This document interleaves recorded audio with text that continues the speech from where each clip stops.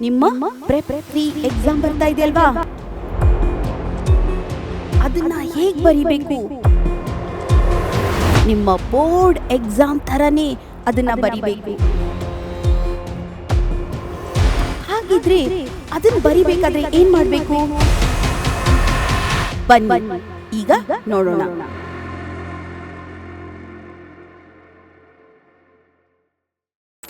ಬನ್ನಿ ಮಕ್ಕಳೇ, ಇವತ್ತಿನ ತರಗತಿಯಲ್ಲಿ ನಾನು ಏನು ಹೇಳ್ತಾ ಇದ್ದೀನಿ ಅಂದರೆ, ನಿಮ್ಮ ಪ್ರೆಪ್ 3ಯನ್ನು ಬೋರ್ಡ್ ಎಕ್ಸಾಮ್ ಥರ ಬರೀರಿ ಅಂತ.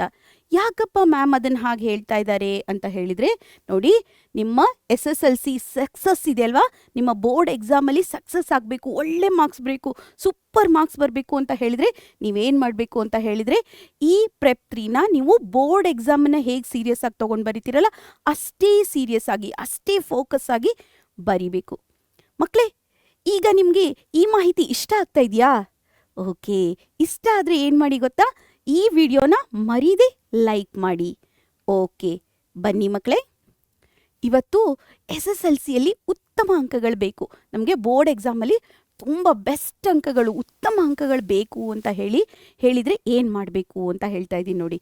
ಇಲ್ಲಿ ಫಸ್ಟ್ ನೀವೇನು ಮಾಡಬೇಕು ಅಂತ ಹೇಳಿದರೆ, ಇದು ನಮ್ಮ ಪ್ರೆಪ್ 3 ಏನಾಗಿರುತ್ತೆ ಅಂತ ಹೇಳಿದರೆ, ಪ್ರೆಪ್ 3 ಏನಾಗಿರುತ್ತೆ ಅಂತ ಹೇಳಿದ್ರೆ, ಇದು ಒಂದು ಮೆಟ್ಟಿಲಾಗಿರುತ್ತೆ, ಇದು ಒಂದು ಸ್ಟೆಪ್ಪಿಂಗ್ ಸ್ಟೋನ್ ಆಗಿರುತ್ತೆ, ಸ್ಟೆಪ್ ಆಗಿರುತ್ತೆ ಅಂತ ಹೇಳ್ಬೋದು. ಸೆಕೆಂಡು, ನಿಮ್ಮ ಏನೇನು ಸ್ಟ್ರೆಂತ್ಸ್ ಇದೆ, ನಿಮ್ಮ ಸಾಮರ್ಥ್ಯಗಳೇನೇನಿದೆ ಅದನ್ನೆಲ್ಲ ಅದ್ರ ಮೇಲೆ ವರ್ಕ್ ಮಾಡಿ. ಯಾವ್ಯಾವ ಸ್ಟ್ರೆಂತ್ ಇದೆ, I am very good in ಬೇಗ ಬರೆದ್ಬಿಡ್ತೀನಿ ಮ್ಯಾಮ್, ನಂಗೆ ಬೇಗ ಅಂಡರ್ಸ್ಟ್ಯಾಂಡ್ ಆಗುತ್ತೆ ಕ್ವಶನನ್ನು ಕಾಂಪ್ರಹೆಂಡ್ ಮಾಡೋದು ಅಂತ ಹೇಳ್ತಿಲ್ಲ, ಅರ್ಥೈಸ್ಕೊಳ್ಳೋದು ನಂಗೆ ತುಂಬ ಅರ್ಥ ಆಗುತ್ತೆ, ಅದ್ರ ಮೇಲೆ ವರ್ಕ್ ಮಾಡಿ. ಮರೀದೆ ಅಯ್ಯೋ ಅದು ಬರುತ್ತೆ ಬಿಡು ನನಗೆ ಅಂತ ಹೇಳಿ ಬಿಡಬೇಡಿ.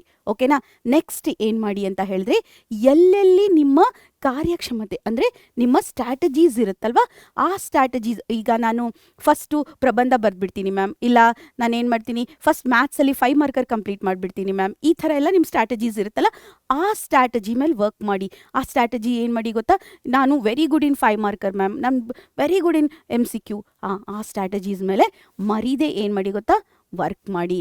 ನೆಕ್ಸ್ಟ್ ಏನು ಮಾಡಿ ಗೊತ್ತಾ, ಈ ಎಕ್ಸಾಮು ತುಂಬ ಇಂಪಾರ್ಟೆಂಟ್ ಅಂತ ತಗೊಳ್ಳಿ. ಥರ್ಡ್ ಪ್ರಿಪ್ರೇಟ್ರಿ ನಿಮಗೆ ವರ ಇದ್ದಂಗಿದೆ, ಅದು ತುಂಬ ಇಂಪಾರ್ಟೆಂಟು. ನೀವು ಬೋರ್ಡಲ್ಲಿ ಹೇಗೆ ಬರೀತೀರಲ್ಲ ಹಾಗೆ ಬರೀರಿ, ಅದೇ ಥರ ಸೀರಿಯಸ್ ತಗೊಂಡು ಬೋರ್ಡಲ್ಲಿ ಏನು ಬರಿಬೇಕು ಅಂದ್ಕೊಂಡಿರ್ತೀರ ಅದನ್ನೆಲ್ಲ ನೀಟಾಗಿ ಬರಿತಾ ಹೋಗಿ. ನೆಕ್ಸ್ಟ್ ಏನು ಮಾಡಿ ಗೊತ್ತಾ, ನೀವು ಇಲ್ಲಿ ಎನ್ವಿರಾನ್ಮೆಂಟ್ ಇರುತ್ತಲ್ಲ, ಈ ನಾವು SSLC ಬೋರ್ಡಲ್ಲಿ ಹೇಗೆ ಎನ್ವಿರಾನ್ಮೆಂಟ್ ಇರುತ್ತಲ್ಲ, ಹೇಗೆ ಕೂತ್ಕೊಂಡು ಹೇಗೆ ಸ್ಟಡಿ ಮಾಡಿ ಹೇಗೆ ಬರಿತೀವಲ್ವ, ಅದೇ ಥರ ಇದನ್ನು ಕೂಡ ಫೋಕಸ್ ಮಾಡಿ. ಆಮೇಲೆ ನೆಕ್ಸ್ಟ್ ಏನು ಮಾಡಿ ಅಂತ ಹೇಳಿದರೆ, ಟೈಮನ್ನು ಮ್ಯಾನೇಜ್ ಮಾಡಿ. Time management is most important. ನಿಮ್ಮ ಎಕ್ಸಾಮು 2 hour 30 minutes ದಲ್ಲಿ ಮುಗಿಬೇಕು ಮಕ್ಕಳೇ.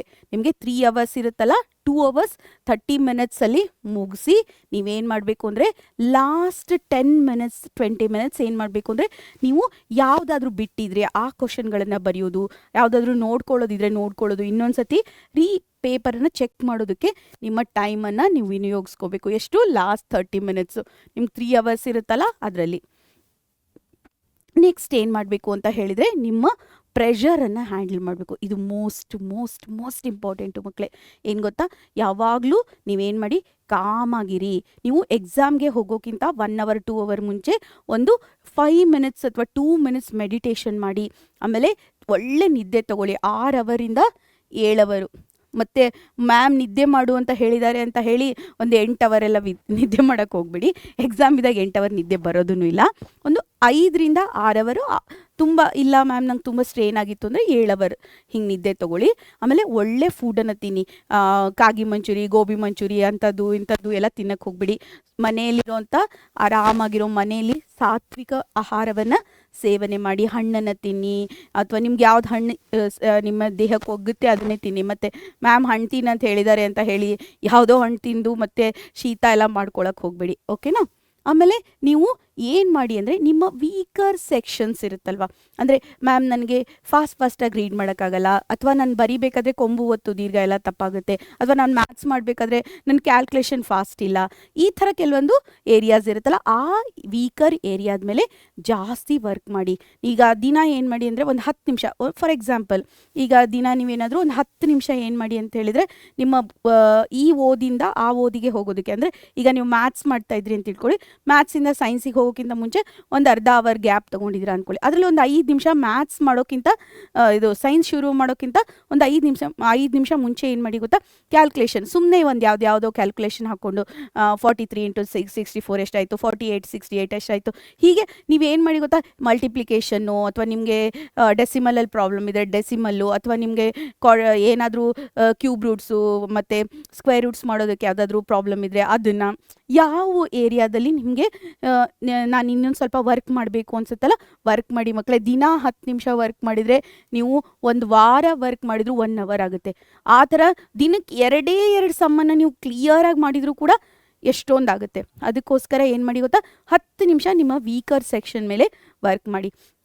ಫಾರ್ ಎಕ್ಸಾಂಪಲ್ ಈಗ ನಂಗೆ ಸೈನ್ಸಲ್ಲಿ, ನಂಗೆ ಫಿಸಿಕ್ಸಲ್ಲಿ ಎಲ್ಲ ಬರುತ್ತೆ ಮ್ಯಾಮ್, ಕ್ಯಾಲ್ಕುಲೇಷನ್ ಮಾಡಬೇಕಾದ್ರೆ ಸ್ವಲ್ಪ ನನಗೆ ಕನ್ಫ್ಯೂಷನ್ ಆಗುತ್ತೆ, ನನಗೆ ಕಾಂಪ್ರಹೆಂಡ್ ಮಾಡೋಕ್ಕಾಗಲ್ಲ.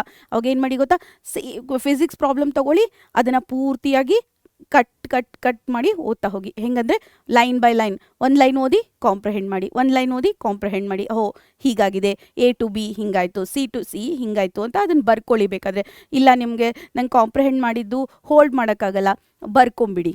ಓಕೆ, ಬರ್ಕೊಂಡ್ರೂ ಈಸಿ ಆಗುತ್ತೆ. ಓಕೆ, ನೆಕ್ಸ್ಟ್ ಏನು ಮಾಡಬೇಕು ಅಂದರೆ ಹೆಚ್ಚು ವೇಟೇಜ್ ಇರೋ ಅಂಥ ಇದ್ರ ಮೇಲೆ ನೀವು ಹೆಚ್ಚು ಗಮನ ಹರಿಸಿ. ಹೆಚ್ಚು ವೇಟೇಜ್ ಇರುತ್ತಲ್ಲ ಅದ್ರ ಮೇಲೆ ಗಮನ ಹರಿಸಿ. ಆಮೇಲೆ ಹಿಂದಿನ ವರ್ಷದ PYQs, ಈಗ PYQsಲ್ಲಿ ಪ್ಲಸ್ ನಿಮ್ಮ LBA, ಸಾರಿ ಮಕ್ಕಳೇ, PYQ ಮತ್ತು LBA, PYQ ಮತ್ತು ನಿಮ್ಮ LBAದಲ್ಲಿ ಕೂಡ ಅವರು PYQ ಸಮೇತನೇ ಕೊಟ್ಬಿಟ್ಟಿದ್ದಾರಲ್ವ, ಈ ವರ್ಷದಲ್ಲಿ ಈ PYQ ಅಲ್ಲಿ ಬಂದಿದೆ ಅಂತ ಹೇಳಿ ಕೊಟ್ಬಿಟ್ಟಿದ್ದಾರಲ್ವ, ಹಾಗೆ. ಓಕೆ, ಆಮೇಲೆ take extra time for the challenging things, ಅಂದರೆ ಯಾವುದಾದ್ರೂ ತುಂಬ ಚಾಲೆಂಜಿಂಗ್ ಆಗಿರೋ ಒಂದು ಸಮ್ ಬರುತ್ತೆ ಫಿಸಿಕ್ಸಲ್ಲೋ, ಅಥವಾ ಕೆಮಿಸ್ಟ್ರಿಯಲ್ಲಿ ಏನೋ ಬ್ಯಾಲೆನ್ಸಿಂಗ್ ಚಾಲೆಂಜಿಂಗ್ ಆಗಿರ್ಬೋದು, ಅಥವಾ ನಿಮಗೆ ಯಾವುದಾದ್ರೂ ಮ್ಯಾಥ್ಸಲ್ಲಿ ಟ್ರಿಗ್ನೋಮೆಟ್ರಿಯಲ್ಲಿ ಯಾವುದೋ ಏರಿಯಾ ಆಫ್ ಅಪ್ಲಿಕೇಶನ್ನು ಅಥವಾ ಸರ್ಕಲ್ಲು ಯಾವುದಾದ್ರು ಚಾಲೆಂಜಿಂಗ್ ಆಗಿರೋವಂಥ ಯಾವುದಾದ್ರೂ ಇದ್ದರೆ ದಿನಕ್ಕೆ 1 ಅಥವಾ 2 ಹಂತ ಚಾಲೆಂಜಿಂಗ್ ಆಗಿರೋವಂಥ 2 ಸಮ್ಮನ್ನು ಮಾಡಿ. ಅದರಿಂದ ಆ ಕಾನ್ಸೆಪ್ಟ್ ಮಾಡೋದ್ರಿಂದ ನಿಮಗೆ ಎಕ್ಸಾಮು ಈಸಿ ಅಂದರೆ ಈಸಿ ಪೀಸಿ ಲೆಮನ್ ಸ್ಕ್ವೀಸಿ ಆಗಿಬಿಡುತ್ತೆ. ಆಮೇಲೆ ನಿಮ್ಮ ರಿವಿಷನನ್ನು ಇಫೆಕ್ಟಿವ್ ಆಗಿ ಮಾಡಿ. ರಿವಿಷನ್ ಮಾಡೋದಕ್ಕೆ ಹಿಂದೆ ಹೋಗಬೇಡಿ. ರಿವಿಷನ್ ಅಂತಂದರೆ ಮತ್ತೆಲ್ಲ ಉದೋ ಲಕ್ಷ್ಮಣ ಅಂತ ಹೇಳಿ ಓದ್ಕೊಂಡು ಕೂತ್ಕೋಬೇಡಿ. ಏನು ಗೊತ್ತಾ, ಒಂದು ಪೇಪರ್ ತೊಗೊಳ್ಳಿ, ಆ ಪೇಪರಲ್ಲಿ ಮಾಡ್ತಾ ಹೋಗಿ. ಪೇಪರ್ ಅಂದರೆ ನಿಮ್ಮ ಯಾವುದೋ ಮಾಡೆಲ್ ಪೇಪರು ಯಾವುದೋ ಪೇಪರ್ ತೊಗೊಳ್ಳಿ, ಆ ಪೇಪರ್ ಮಾಡ್ತಾ ಇರಬೇಕಾದ್ರೆ ನಿಮ್ಗೆ ಗೊತ್ತಾಗುತ್ತೆ ಯಾವ್ದು ನಿಮ್ಗೆ ಬರಲ್ಲ ಅಂತ, ಅದನ್ನು ಮಾರ್ಕ್ ಮಾಡಿ, ಅದನ್ನು ಮತ್ತೆ ರಿವೈಸ್ ಮಾಡಿ. ಈ ಥರ ರಿವೈಸ್ ಮಾಡೋದು ಲಾಸ್ಟ್ ಮಿನಿಟ್ ರಿವಿಷನ್. ಓಕೆ, ಆಮೇಲೆ ನಿಮ್ಮ ಅಧ್ಯಯನಗಳನ್ನು ಏನು ಮಾಡಿ, ನೀವು ಏನಾದರೂ ಈಗ ಟಾಪಿಕ್ ಇರುತ್ತೆ, ಕಾಂಪ್ಲೆಕ್ಸ್ ಟಾಪಿಕ್ ಇರುತ್ತೆ, ದೊಡ್ಡ ಟಾಪಿಕ್ ಇರುತ್ತೆ, ಉದಾಹರಣೆ ನಿಮಗೆ ಸೋಷಲ್ ಸ್ಟಡಿಯಲ್ಲಿ, ಆವಾಗ ಅದು ಸಬ್ ಟಾಪಿಕ್ಸ್ಗಳನ್ನು ಮಾಡ್ಕೊಳ್ಳಿ, ಅಂದರೆ ಡಿವೈಡ್ ಮಾಡ್ಕೊಳ್ಳಿ. ಒಂದು ಮಾಡಿದ್ಮೇಲೆ ಸ್ವಲ್ಪ ಬಿಡಿ, ಮತ್ತೊಂದು ಮಾಡಿ, ಹೀಗೆ ಅದನ್ನು ಡಿವೈಡ್ ಮಾಡಿ ಅದನ್ನು ಅಭ್ಯಾಸ ಮಾಡಿ. ಆಮೇಲೆ ಮನನ ಮಾಡೋದನ್ನು ಮರಿಬೇಡಿ. ಮನನ ಮಾಡೋದು ಅಂತ ಹೇಳಿದರೆ ನೀವು ಅದನ್ನು ರೀಕಾಲ್ ಮಾಡೋದು ಅಂತ ಹೇಳ್ತೀವಿ.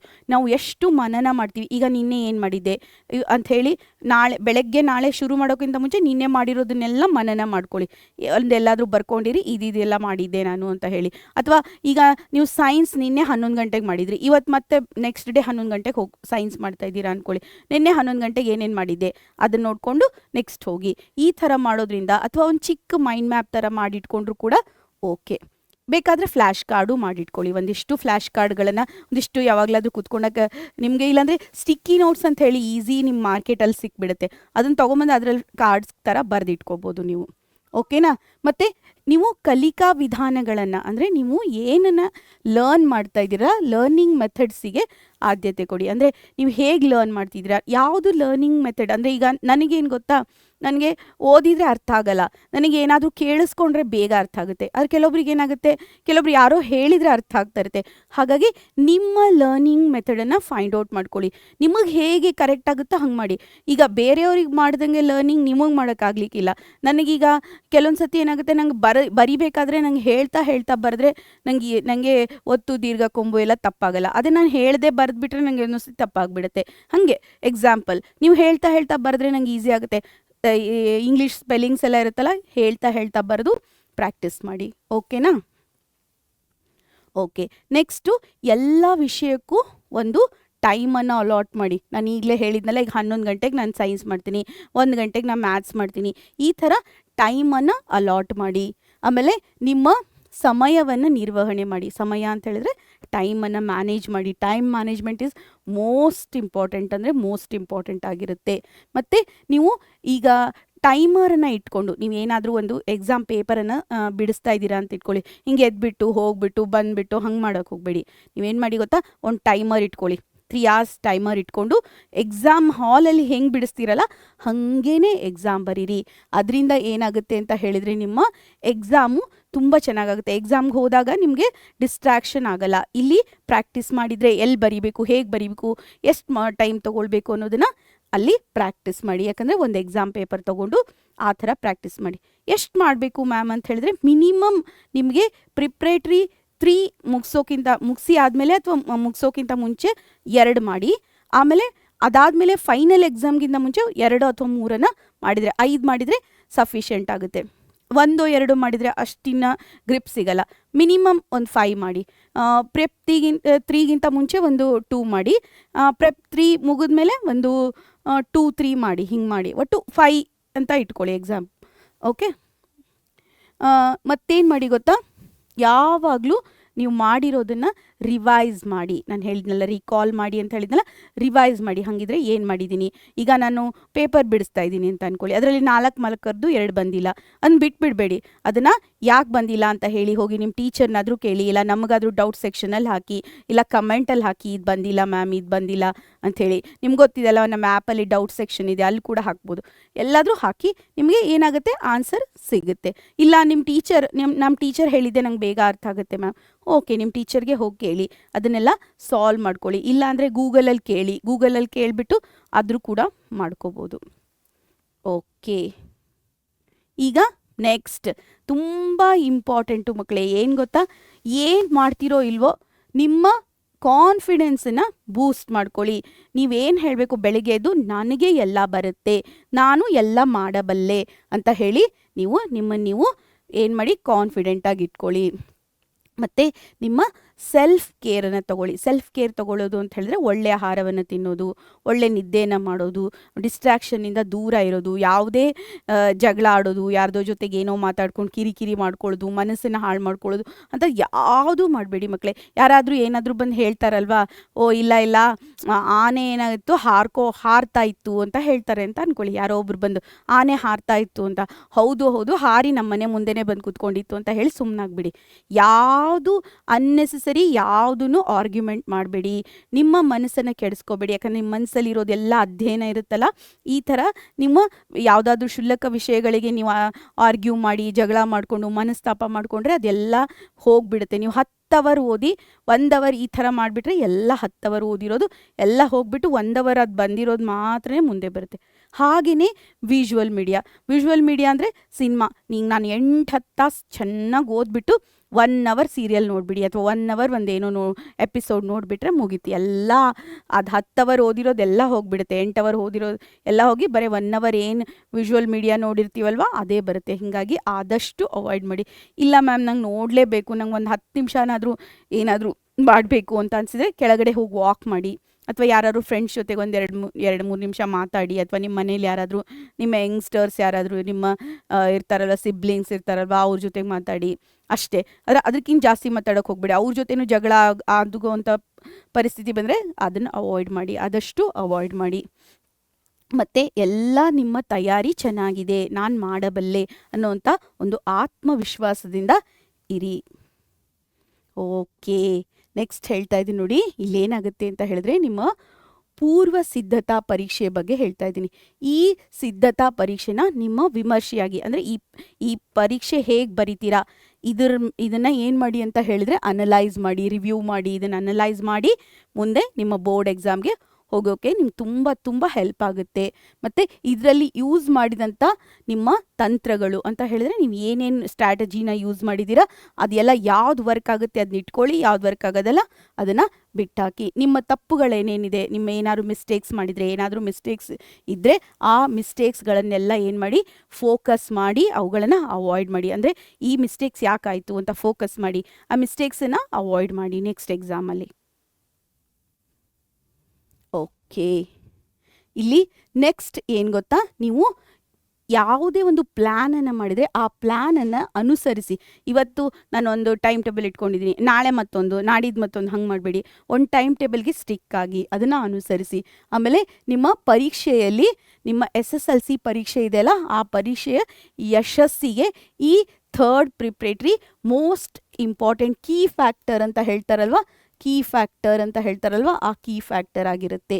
ಹಾಗೆಯೇ ನಿಮ್ಮ ಈ ಎಕ್ಸಾಮಿಗೆ ಆಲ್ ದ ಬೆಸ್ಟ್ ಮಕ್ಕಳೇ. ತುಂಬ ಚೆನ್ನಾಗಿ ಸೂಪರ್ ಡೂಪರ್ ಆಗಿ ನಿಮ್ಮ ಎಕ್ಸಾಮನ್ನು ಮಾಡಿ ನಿಮ್ಮ ಮನಸ್ಥಿತಿಯನ್ನು ಚೆನ್ನಾಗಿಟ್ಕೊಳ್ಳಿ, ನಿಮ್ಮ ಒಂದು ಮೈಂಡನ್ನು ಕಾಮಾಗಿಟ್ಕೊಳ್ಳಿ, ಸ್ಥಿರ ಪ್ರಜ್ಞರಾಗಿರಿ. ಅಂದರೆ ಸೆನ್ಸ್ ಇಟ್ಕೊಳ್ಳಿ, ಏನು ಮಾಡಬೇಕು ಏನು ಮಾಡಬಾರ್ದು ಅಂತ ಹೇಳಿ. ಈಗ ಇರುವಂಥ ಗೋಲ್ಡನ್ ಟೈಮ್ ಅಂತ ಹೇಳ್ತೀವಿ ನಾವು, ತುಂಬ ಬಂಗಾರದ ಟೈಮ್ ಅಂತ ಹೇಳ್ತೀವಿ. ಆ ಟೈಮನ್ನು ಹೇಗೆ ಸದುಪಯೋಗ ಮಾಡ್ಕೋಬೇಕು, ಹೇಗೆ ಅದನ್ನು ಯುಟಿಲೈಸ್ ಮಾಡ್ಕೋಬೇಕು ಅನ್ನೋದು ನಿಮ್ಮ ಕೈಯಲ್ಲಿದೆ ಮಕ್ಕಳೇ. ಓಕೆ, ಹಾಗಿದ್ರೆ ನಿಮ್ಮ ಎಕ್ಸಾಮ್ಗೆ ಥರ್ಡ್ ಪ್ರಿಪ್ರೇಟರಿ ಎಕ್ಸಾಮ್ಗೆ ಆಲ್ ದ ಬೆಸ್ಟ್. ಇದನ್ನು ಬೋರ್ಡ್ ಎಕ್ಸಾಮ್ ಹೇಗೆ ಬರೀತೀರಾ ಅಷ್ಟೇ ಇದನ್ನು ಗಮನ ಇಟ್ಟು ಫೋಕಸ್ ಮಾಡಿ ಬರೀರಿ. ಹಾಗಿದ್ರೆ ಈ ವಿಡಿಯೋ ಇಷ್ಟ ಆಯ್ತಾ ಮಕ್ಕಳೇ? ಈ ತರಗತಿ ನಿಮ್ಗೆ ಇಷ್ಟ ಆಯ್ತಾ? ಇಷ್ಟ ಆಗಿದ್ರೆ ಮರೀದೆ ಶೇರ್ ಮಾಡಿ. ಹಾಗೆಯೇ ನಿಮಗೆ ಇನ್ನೂ ಸಬ್ಸ್ಕ್ರೈಬ್ ಮಾಡಿಲ್ಲ ಅಂತ ಹೇಳಿದರೆ ನಮ್ಮ SSLC ಎಟ್ ಪರೀಕ್ಷೆ ಚಾನಲನ್ನು ಸಬ್ಸ್ಕ್ರೈಬ್ ಮಾಡಿ ಮಕ್ಕಳೇ. ಹಾಗಿದ್ರೆ ನಾನು ನಿಮ್ಮ ಕನ್ನಡ ಶಿಕ್ಷಕಿ ವಾಣಿ ಕುಲಕರ್ಣಿ ಈ ಒಂದು ತರಗತಿನ ಇಲ್ಲೇ ಮುಗಿಸ್ತಾ ಇದ್ದೀನಿ. ನನ್ನ ಜೊತೆ ಸ್ಟೇ ಟ್ಯೂನ್ ಆಗಿರಿ ಮಕ್ಕಳೇ.